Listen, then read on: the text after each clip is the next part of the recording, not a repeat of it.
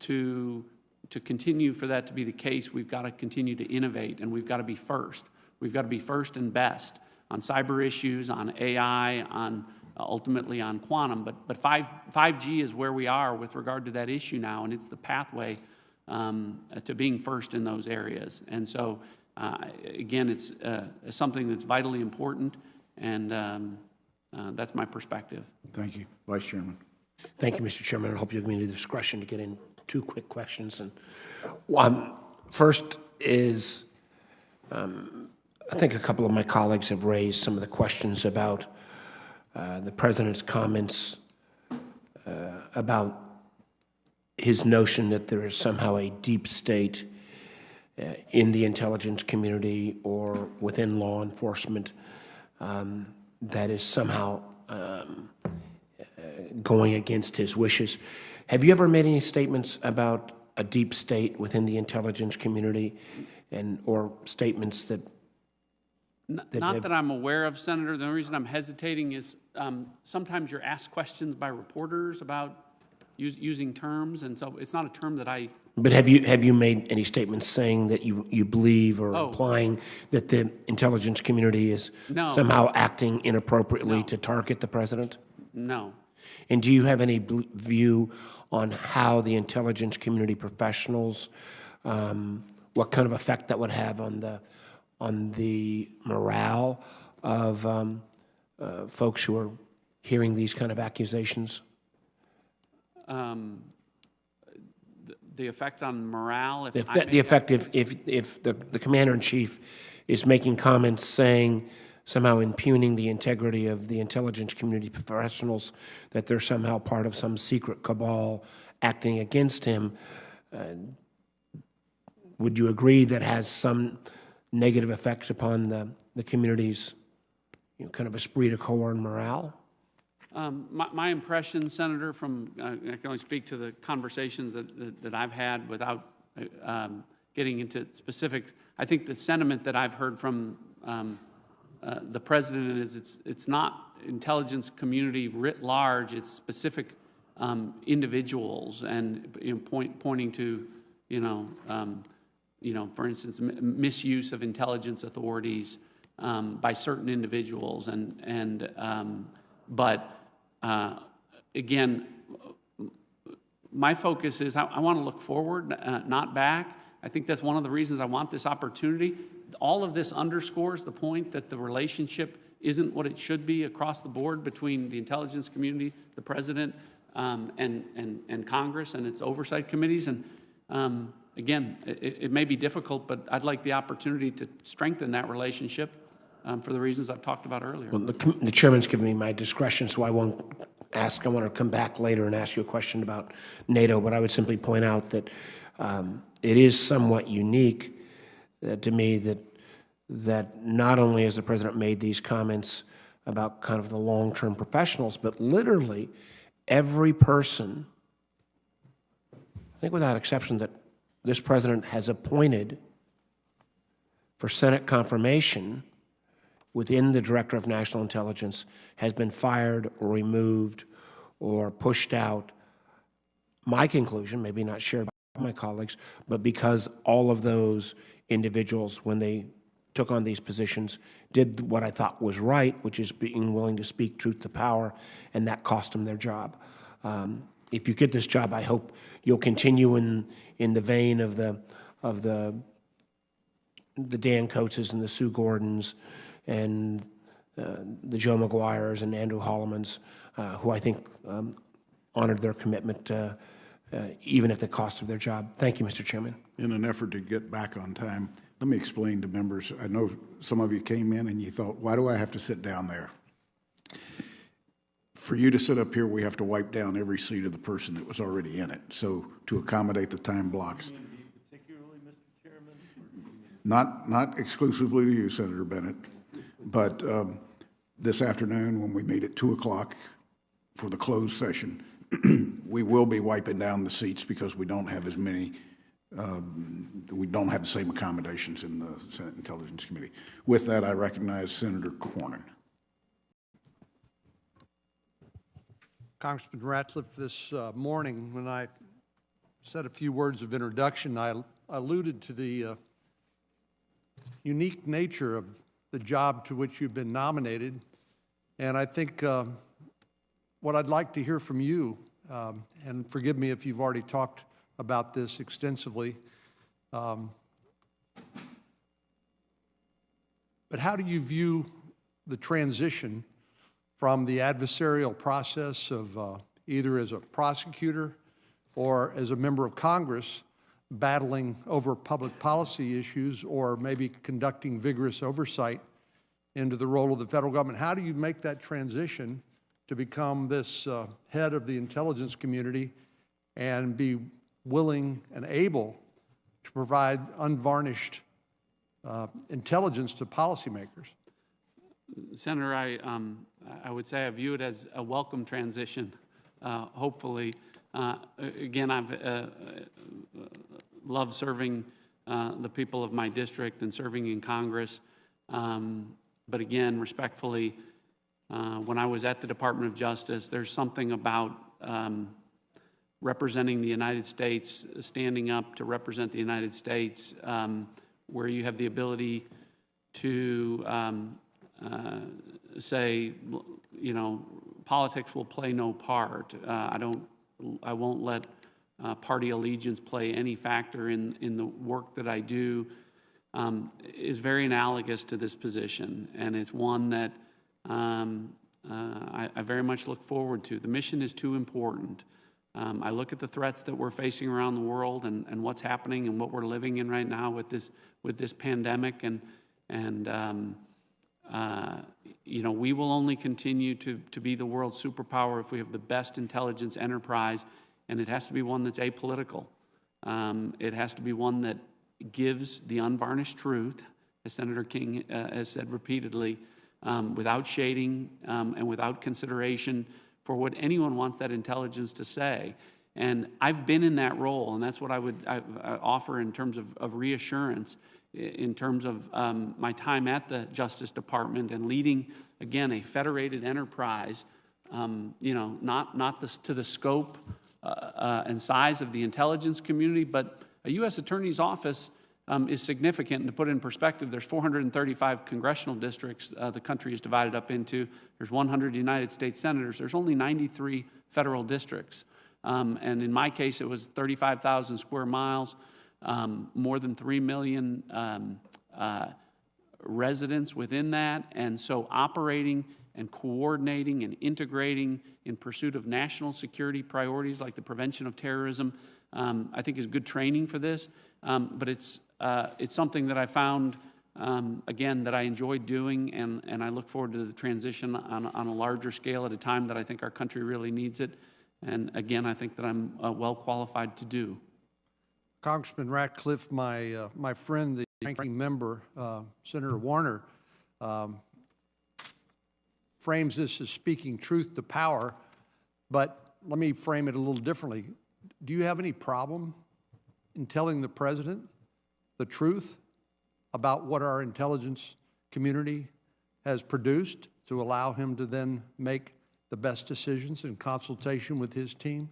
Respectfully, Senator, I don't have a problem telling anyone, the president, members of this committee, anyone that would be a consumer of intelligence and entitled to see it, whether as an overseer or in whatever respect. The intelligence has to speak to exactly what the men and women who are doing the collection and analysis of it. We're all better served with the best unvarnished intelligence, and that is truth to power, and I look forward to doing that to anyone.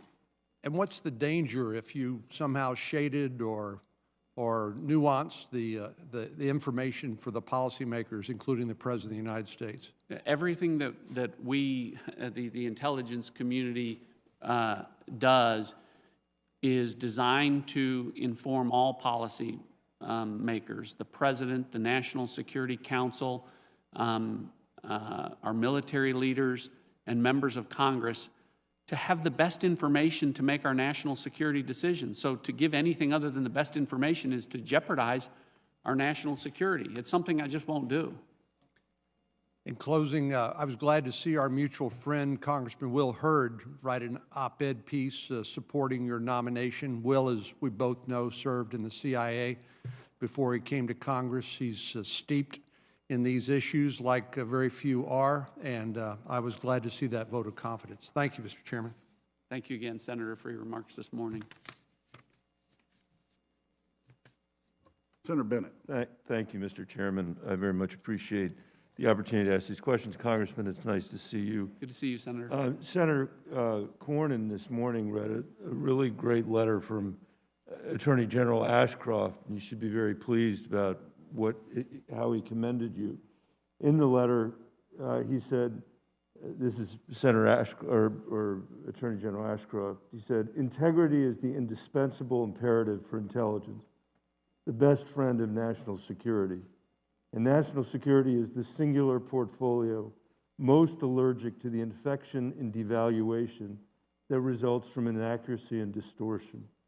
For high-quality decision-making, sound intelligence must never be contaminated by personal bias or political predisposition. Do you agree with that statement? I do. Why, to follow up on Senator Cornyn's question, why is it so important that sound intelligence, above all else, really, must never be contaminated by personal bias or political predisposition? Simply because it would jeopardize national security decisions. Can you elaborate? Well, again, what the intelligence community does, and the best men and women in the world doing the best collection, the best analysis, it has to be delivered accurately so that you as a legislator, the president, as the commander-in-chief, our military leaders advising him, have the best information. And if it's shaded or colored or changed or impacted at all, that means you don't have the best information, which means you're not making the best decisions. I agree with that. And so do you think that in a situation where you have leadership in this government that seems biased or predisposed to an outcome that's not supported by the intelligence, and that there's risk to the jobs of people in the intelligence community who could report that accurately? Like, let's say in North Korea, if somebody delivers bad intelligence or something that the great leader wouldn't want to hear, and bad things happen to a person there, can you see how that would distort potentially the work of the intelligence community? Yes. And will you protect the Intelligence Committee at all costs, Yes. including at the cost of your own job? Yes. I appreciate that, because I think your job, if you're confirmed, is to enable the intelligence community professionals to do their job, which all of us need them to do, not just because we're on this committee, but because we're American citizens, I agree. patriots, and we love this country. I agree. And they need to be able to do it without fear of political reprisal. And we face a situation now, you're inheriting an agency where the president fired the IC Inspector General, Michael Atkinson, because he didn't like the way the IG did his job. How are we going to undo that? How specifically are you going to deal with the impact of the Inspector General being fired because the president disagreed with the way he did his job? He did his job according to the law. So, Do you think there's collateral damage as a result of an action taken like that? well, I don't know until I'm confirmed what the reaction is, within the community. What would you suspect it would be? Well, I honestly don't know what the to your point about the Inspector General. Again, I want to relitigate issues, but I don't think this is relitigating issues. This is what the President of the United States is projecting to the men and women of our intelligence agency. I guess In nominating you, Congressman, the President said the intelligence agencies have run amok. That was in the context of nominating you. That's this hearing. Do you think the intelligence agencies of the United States have run amok? no. Do you think that there's an effect on morale among the men and women of our intelligence agencies when the President of the United States says they've run amok? Again, I think I tried to address this earlier. I heard the answers earlier, by the way. Okay. So, but I'm asking it again because I don't think you addressed it. Do you think there's an effect on morale when the President of the United States describes the intelligence community as having run amok, and that's why he's nominating you? I hope not. You hope there isn't an effect. Do you think the Right. intelligence agencies of the United States are running amok? No. Do you think will be your responsibility if you're confirmed for this position when you disagree with the president on something so important as whether our intelligence agencies have run amok, that you will say so on the public record? As I have said, I think many times, Senator, it doesn't matter what the president says or what any Nancy Pelosi, Mitch McConnell.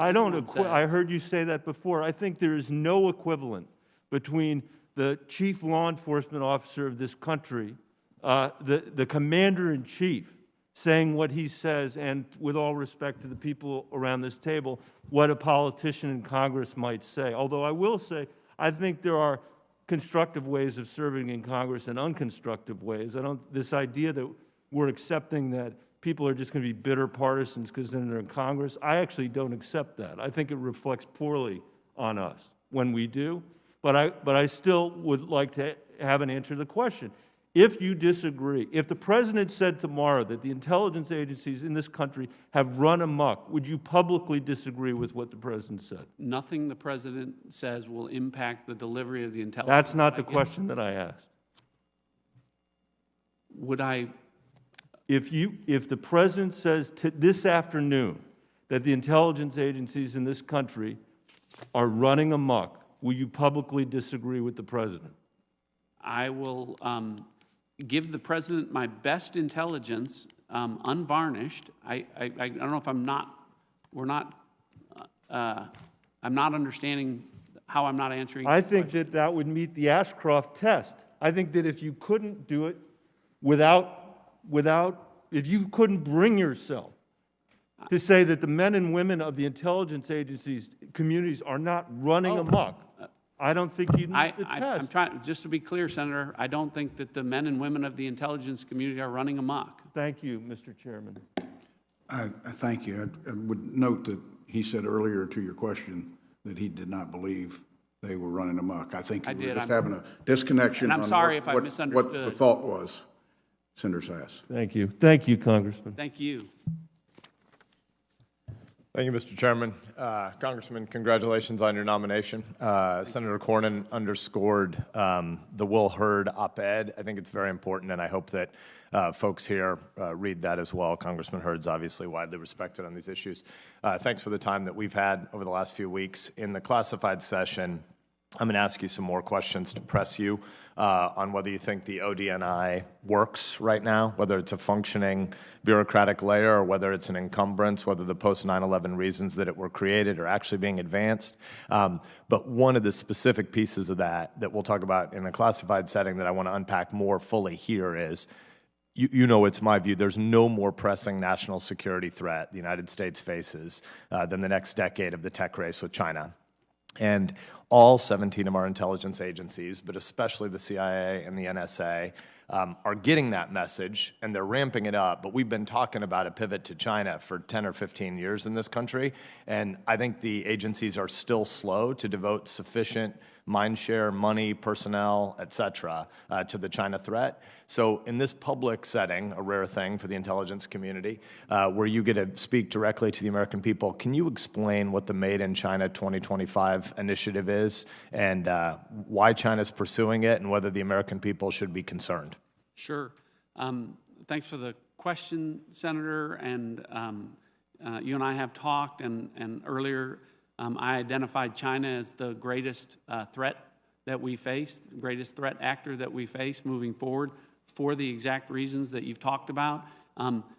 Made in China 2025 is one of many initiatives that the Chinese government, the Belt and Road Initiative, the Military Civil Fusion Initiative, the all initiatives of the same, or all spokes of the same initiative for China to supplant us as the global power in all respects. And so, it's why I think you and I agree that China is the rising threat, and why we have to look at the national intelligence policy framework and our budgeting and our resource allocation to make sure that we're dedicating towards all of these different initiatives where an authoritarian regime wants to set the marketplace rules, as they do with Made in China 2025, where they want Chinese companies dominating industry across 10 different sectors, just as they want with the military fusion, Chinese companies gathering and collecting intelligence and sharing it with the Chinese Communist Party.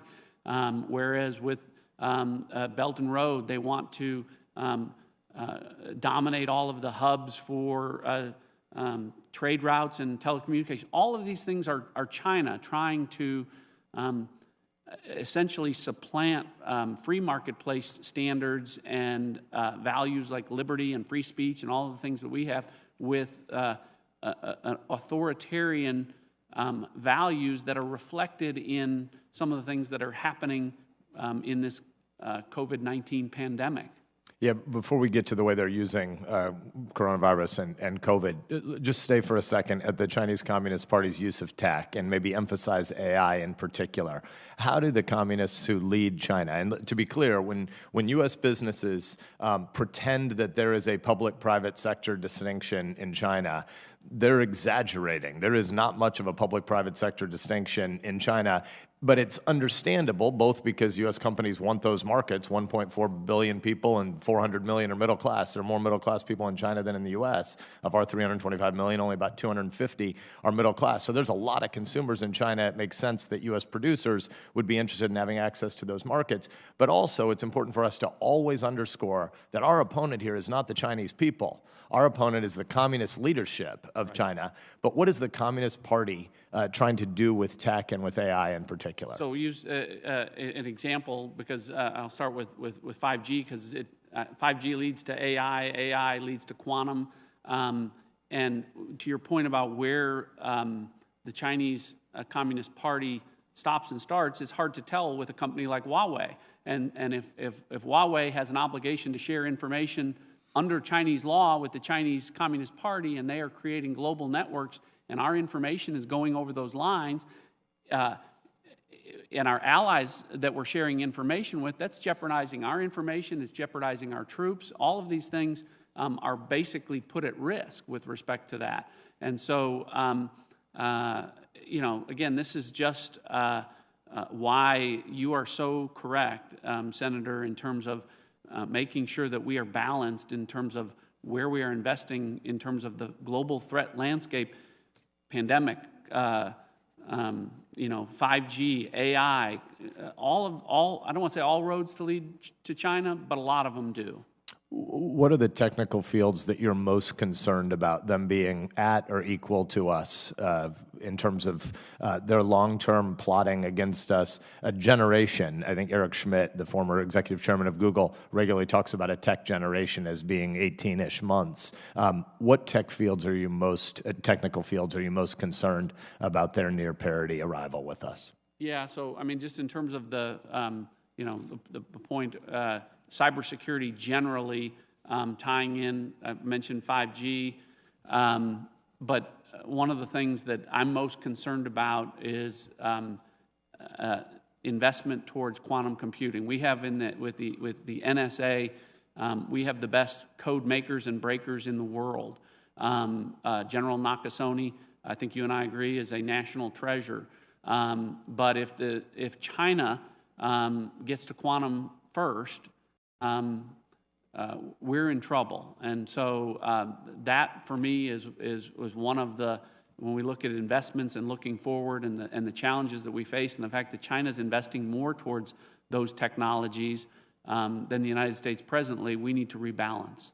I'm going to give it back to the chairman here, but I just want to underscore the point you just made. I'm a small government guy, but we are radically underinvesting in a lot of the fields that you just mentioned. Paul Nakasone is an absolute national treasure, but the team he leads at the NSA, lots of their work is made obsolete if the quantum race is won by China, and we're underinvesting in that space. Thanks. I look forward to the classified time this afternoon.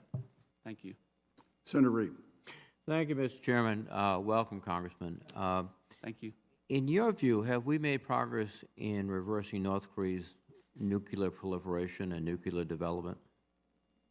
I view North Korea as the same danger that they have been. I understand and I appreciate the diplomatic negotiations that are taking place, and I hope that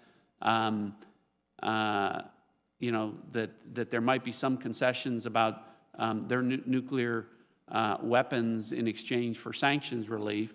But I can't address whether or not we've made progress with respect to that or not. You know, given the information that I've been privy to at this point, perhaps it, you know, if confirmed as DNI, and I had a chance to visit with Secretary Pompeo, and because I think there's a diplomatic piece here that I don't know that I can't speak to, that I don't know the answer to. Changing subject now for Iran, were they in compliance with the JCPOA when the president withdrew? I'm not sure. I might have to. I don't know technically if they were out of compliance at the time. Well, since that time, do you think their activities have become more malign since the withdrawal by the United States from the JCPOA? I think Iran has become increasingly desperate as a result of the maximum pressure campaign, and I think that that's reflected in the fact that we see more provoking activity from them. Not just, you know, when you talk about Iran, you have to really look across.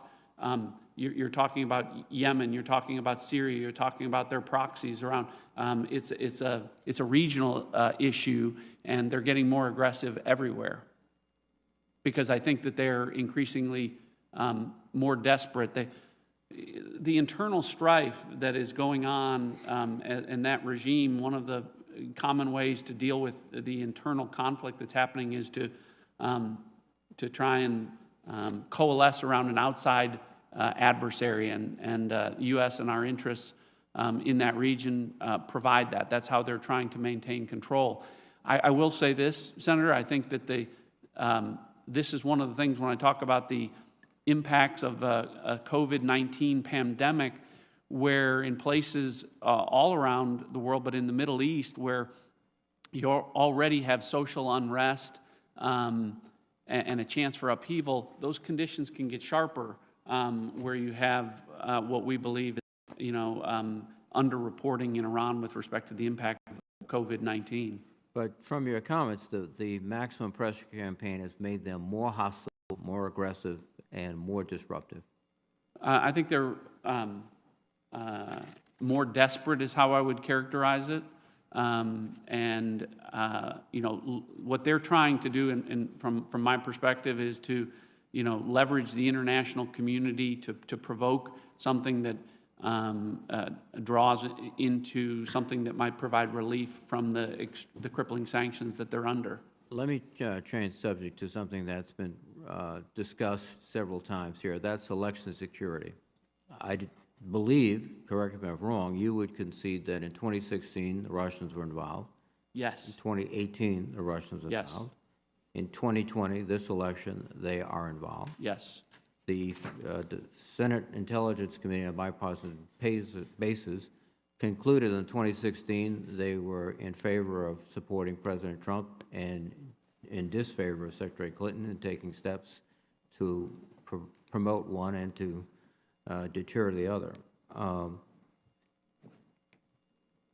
Yet in your written response to the Intelligence Committee, you did not publicly commit to notifying the American public when you had critical information of Russian involvement. And I think as a fundamental aspect of democracy, people should know when they go into a voting booth who's doing what candidates are being supported by who. That's something that goes back, I think, to the beginning of this democracy. And yet you would not commit to that public notification. You would say, you instead mention the need to safeguard the confidentiality interest of the executive branch, which is basically to cover the president's position. Is that your position? I'm not sure the question. I've answered, I think, 150 different questions.